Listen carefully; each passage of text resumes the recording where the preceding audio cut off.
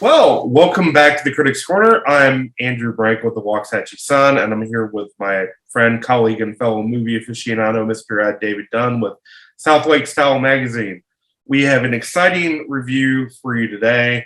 It's a conclusion to a series of films that have been just amazing to watch over the years. It's Daniel Craig's last time in the tuxedo and Aston Martin to take on the role of James Bond in No Time to Die. But before we get into that review and share our thoughts with you, check this trailer out for No Time to Die.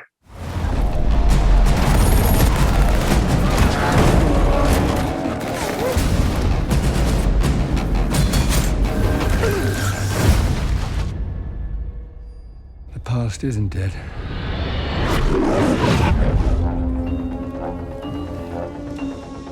James, fate draws us back together. Now your enemy is my enemy.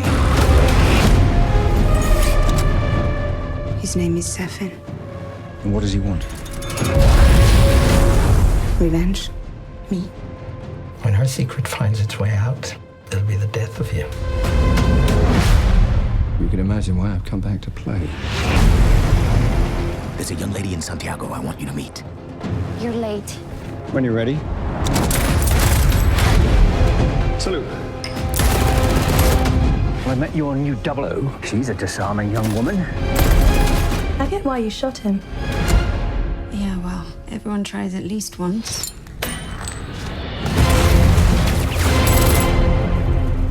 James Bond. We both eradicate people to make the world a better place. I just want to be a little tidier. Come on, Bond. Where the hell are you?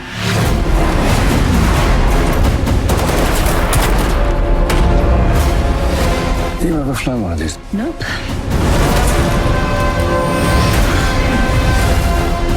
Harder to tell the good from bad, villains from heroes these days. What is it? You don't know what this is. He's going to kill millions.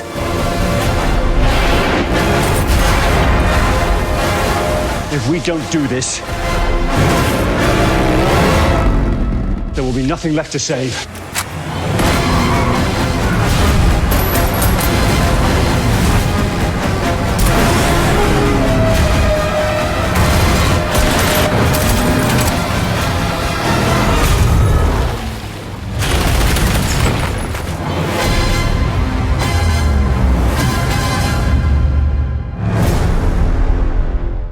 So David, tell our viewers here a little bit about No Time to Die from, even more than what they've seen here in the trailer. Yes, sir. Well, don't want to give too much away because holy crap is this screenplay packed. But No Time to Die, as previously mentioned, is Daniel Craig's last outing as James Bond. In this movie, it picks up a little bit after where Spectre left off. Obviously, Spectre came out in 2015. That movie ended with James Bond defeating his arch nemesis, Ernst Stavro Blofeld, played by Christoph Waltz, and being with the love of his life, Madeline, played wonderfully by Léa Seydoux. This movie picks up after that. He's been out of the 007 role for quite some time. He's kind of left that world of spies and espionage and all that stuff, and until inevitably he gets pulled back into it to face a menacing new villain named Lucifer, played wonderfully here by Academy Award winner Rami Malek. And what follows is, another James Bond movie. It's another James Bond movie, but it's also not another James Bond movie because, and I'm just gonna come out and say it. It's going to be very, very hard to talk about this movie and review it without spoilers. Because as I've already said, this movie has a lot going on in it. The movie is wonderfully written by screenwriters Neil Purvis and Robert Wade, who prior to this, they've done a lot of the other James Bond movies, also including Casino Royale and Skyfall. and actually also Phoebe Waller-Bridge, who was previously, head of the television show Fleabag. This movie has James Bond as it normally has James Bond, that suave, a smooth talking kind of guy that, gets into really big, larger than life fights and always gets the girl. This is the same character we've always been dealt with, but they're dealing with him in a new environment. They're dealing with him in a world where 007 really is no longer a part of it. As I said at the beginning of this movie, he retired. He left MI6 to kind of pursue a quieter life. But whenever he inevitably gets pulled back into it, he kind of feels a lot more obsolete than he used to be. He'll say his name in front of people and they won't know who he is. Obviously, all these other women in his life have kind of left him alone, and he's kind of by himself. And actually, the one of the best parts is the 007 number, the number we all know James Bond by. That number doesn't go into retirement. Another 00 agent kind of takes the part over. And the new 007 is played by Lashana Lynch, who was previously starred alongside Brie Larson in Captain Marvel. And yeah, this movie is mostly just James Bond dealing with a changing world. Who's the guy when he doesn't have the license to kill, or he doesn't have his 00 status, or he doesn't have his PPK handgun. Who is James Bond when he doesn't have those things? This movie deals with that question in a very, very mature way. And I was very, very impressed with the direction they took James Bond in this movie. They take him in such polar opposite directions you never expected to see James Bond. Definitely a direction you wouldn't see in the older Roger Moore or Sean Connery movies, for sure. This is definitely a modern interpretation of the classic Ian Fleming character. Oh, I would agree. And I thought, not to give any spoilers away, it was a great way to wrap up Daniel Craig's role as James Bond during this time. He just took the character to such a new level that, he just made it really his own. And one thing, I've read several interviews with him after concluding this, he said, he kind of gave that advice to the next person who plays Bond, is just really embrace the character, embrace who James Bond is, and make it your own. And I think he did that, and that made it really stand out. Not saying that the other people who played Bond were bad or anything, but they were different. And the same can be said for Craig. I mean, it definitely has a lot of the characteristic Bond things, gadgets, gunfights, car chases, Aston Martin tuxedos, beautiful women, and some kind of amazing world-saving problem that he has to tackle. I mean, it definitely has that, but it's definitely from the perspective of an outsider looking in, with him being not a part of the MI6 intelligence agency, that he's been, kind of a well-known figure in that for decades. Yeah, and I agree. I think the way they challenge not just the James Bond archetype, but the James Bond character in No Time to Die is very, very fascinating, and definitely much more bold than a lot of other James Bond movies are.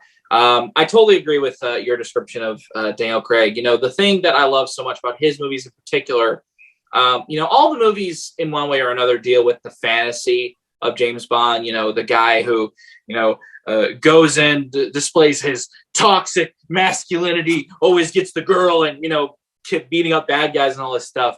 But the Daniel Craig movies all have had kind of a little bit of a pinch of tragedy to them. We saw in Casino Royale how loss and heartbreak kind of fueled and motivated James Bond into joining MI6. Skyfall, we kind of see him kind of deconstructed from, the larger-than-life agent he is, brought back down to human level, showing just how vulnerable the man behind the license is. And No Time to Die just straight up challenges everything. Like, it's not even so much that you're dealing with just the man anymore. You're dealing with the man in a changing world. And it really rounds out that arc in a brilliant way that really ties back into Casino Royale. And like you said, brilliantly wraps up this whole series. I've enjoyed other James Bond movies prior to Daniel Craig's series, but in terms of a complete story from the actor's first appearance to their last, I want to say Daniel Craig's movies are the most well-rounded. Like, it's a seamless progression from his beginning of the story, Casino Royale, to the end of his story, which is No Time to Die. And it definitely does feel like a definitive ending for this James Bond character. And that's such a rare thing. Even in the previous movies where actors have, kind of played James Bond for one last time, it never felt like a definitive ending to those characters. It just felt like it trailed off to like some sort of happily ever after that we never got to see before. This one does feel like a definitive ending, and it definitely stands out from other James Bond movies because of that. Yeah, it definitely begs the question, what's next for 007? And do I think this is the end of James Bond now? I mean, James Bond is kind of like a great comparison would be like Batman.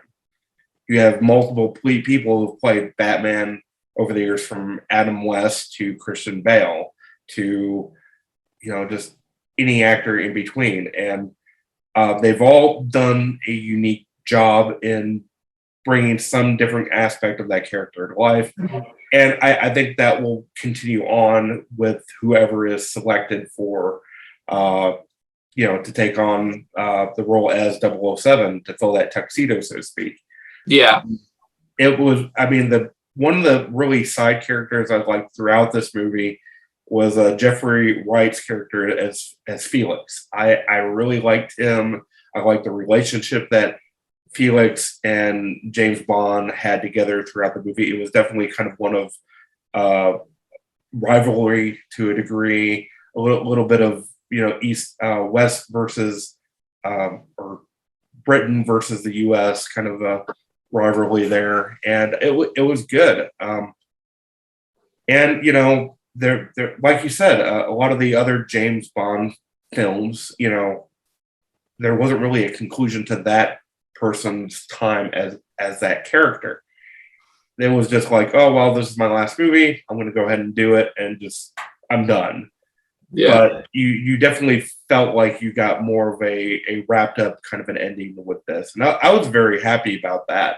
And I'm glad they took that approach and didn't leave really anything hanging from the first movie, all the way through, to No Time to Die. I mean, every small little element was looked at, and I have no complaints. I thought it was a great movie. Oh yeah, it was fantastic, and yeah, I love the ending. I love the way they kind of challenge and change the character in this movie. I have heard some people kind of argue why they didn't like this movie because of the directions they took James Bond in here. To them, I just want to say, grow up. But like you said, James Bond is kind of one of those immortalized characters, kind of like Batman or Superman or anybody else. He's kind of, he'll have new life in whoever next portrays the character. So, but this is definitely a bolder and more intriguing and more mature iteration of the character for sure. And I definitely agree with your note on Jeffrey Wright. I thought he was great in the movie. But it wasn't even just Jeffrey Wright. Like, all the cast members were phenomenal. Rami Malek was just a straight up snake in this role. Like, to see him be Freddie Mercury in Bohemian Rhapsody to being the Bond villain in this, just polar opposite, really shows his range as an actor. He does a great job in this movie. Léa Seydoux, very tragic character. She's also really well done in the movie. And Ana de Armas, she plays one of Felix Leiter's CIA colleagues in here. She was great, though I wish I could have seen a little more of her in the movie. She was just fantastic in it. And Lashana Lynch was great in the role. I really don't exaggerate when I say if the next 007 movie wasn't based off of James Bond, it was focusing on Lashana Lynch instead, I really would not mind that, because she was great in this movie. She could easily carry another franchise if she wanted to. But I think so. I would agree with that. And I know she wasn't in this movie, but they did reference her quite a bit. Judy Dench. I mean, Judy Dench has been an integral part of the James Bond franchise, I think going all the way back to Pierce Brosnan when he had the role. And, you know, I mean, I believe they killed her off in the movie prior to this. In Skyfall. It was 2 movies ago. Skyfall, I'm sorry. Yeah. But her contribution to the franchise definitely does not need to be overlooked. I always thought she was really good in that, and I'm not a huge Judy Dench fan. yeah. I do think it's also interesting, like, just the different tones this movie kind of juggles. Like, obviously, the whole James Bond action espionage vibe, it captures very well. But there were other, like, really hard-hitting moments in this movie that I was surprised that director Kari Joji Fukunaga did very, very well. The little opening of this movie didn't even feel like a James Bond movie. It felt like, you know, a locked-in kind of horror flick. And I was surprised by that. Like, you were on the edge of the seat. You felt tense. You felt uneasy. You felt like you were watching a horror movie, even though it's James Bond. And then the scene after that, like this really, really hard-hitting, impactful, emotional punch that just it gets you right in the gut. You're just like, oh, that hurts. You feel it. You're like, that's what I want in a James Bond movie. I just don't want generic action every once in a while. I want things that emotionally challenge the character and therefore emotionally challenge us. Great movie, man. Great movie. Though I will say, I do think it's funny that the big threat of this movie, like the big, plot James Bond has to thwart, it isn't nuclear warfare. It isn't an MI6 knock list. No, it's a virus. James Bond is fighting a virus in this movie. When this movie was delayed by over a year because of a virus. I think that's a little ironic and a lot of messed up. Yeah, I would agree with you on that. I didn't think about it that way, but now that you bring that fact to light, it's definitely a little bit more interesting there. But I'm looking forward to what Daniel Craig does in his career post James Bond. I think in whatever he's going to do, it'll be amazing. I mean, this guy can do anything from comedy to drama to just the whole gamut of things, and he's just an amazing actor. And wish him nothing but that best. Well, I'll tell you what I'm looking forward to next from Daniel Craig. I'm looking forward to Knives Out too. Well, they've announced a Knives Out 3 as well. Sir, wow, ahead of the curve. Well, yeah, according to IMDb, it says Knives Out 3 announced. So yeah, they can make like 5 Knives Out, and I would love it all. Like, first movie was great. I'm looking forward to the second movie. Yeah, but in terms of his immediate career, in terms of what he's currently doing, No Time to Die is not just a great Daniel Craig James Bond movie. It's a great James Bond movie. Period. I will miss the iteration of the character, but golly, what a high note to go out on. What a high note to go out on. Yeah, what a fun ride. He's definitely given. I'll be watching his movies, again and again. They're just that good. So we've come to the point where we need to give a rating for No Time to Die on a scale of 1 to 10. What do you give this? Solid 9. Casino Royale is first. Mm-hmm. Skyfall is second. No Time to Die is right after that, but it definitely deserves consideration up there. Followed by Spectre, and then the dead last is Quantum of Solace. Quantum of Solace is terrible. I disagree on that. I actually really like that. Okay, well, you have a habit of being wrong. But in terms of these movies, I think No Time to Die has not only solidified that these movies are among the best James Bond movies out there, it's also kind of solidified Daniel Craig is one of the best James Bonds. I think he's absolutely earned comparison between himself and Sean Connery, and maybe even a little bit more than Sean Connery. But I think that's more argumentative amongst James Bond fans. I mean, it's hard to pick a favorite James Bond. I mean, I like a lot of them. I wasn't a huge Roger Moore fan. I did like some of his films. Yeah. But for me, it's probably Sean Connery, Craig, Pierce Brosnan, and Timothy Dalton for me. He definitely gives Connery a run for his money. Like the fact that he's even close to that level of legacy is just incredible for the guy. Yeah. I mean, but you can't go against the OG who made Bond who Bond is. I mean, come on. I just want his Aston Martin. I mean, from the first part of the movie.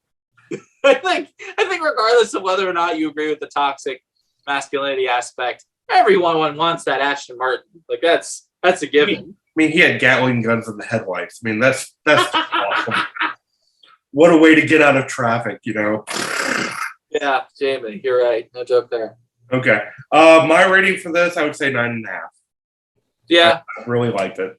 If I'm being honest, my rating is kind of 9.5 as well, but I just made it simple, 9. But yeah, if we're going off of very, very specifics, it's like a 9.5, 9.6, somewhere around that range. We're basically on the same level here. Absolutely. Yeah, it's very weird. Again, what's with us? I don't know. Do you have mind control powers or something, man? I don't know.